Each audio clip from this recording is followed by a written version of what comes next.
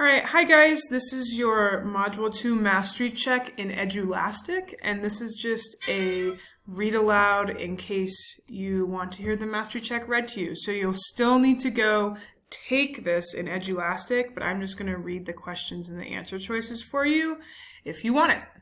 So, question 1. I'm going to follow along here. Think about what you did in your packet today. Why did Picasso create this painting? A.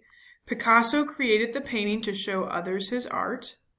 B. Picasso created the painting because he likes to paint. C. Picasso created the painting because he wanted to show the pain and horror caused during the bombings and war. D. Picasso created the painting to scare the Nazis. E. Picasso created the painting because he wanted to show that there is always happiness in the world. Or F, Picasso created the painting because he wanted to show the world that he was suffering. Question 2. What is one detail from the painting that supports your answer to question 1? The woman on the left side of the painting is screaming in pain, holding her dead child. B, there is a light at the top of the painting. C, the man in the middle of the painting is happy and smiling. D, there is a white box in the upper right corner above the man with his hands up.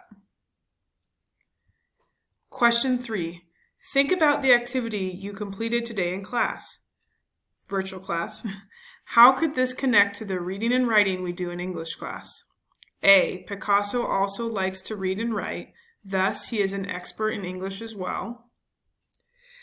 B, we looked at the painting 4 different times, each time looking for more specific details.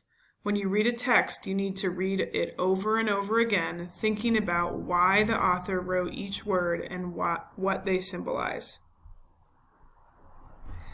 We looked at the painting 4 different times. When you do this, you can be sure you won't miss any important words.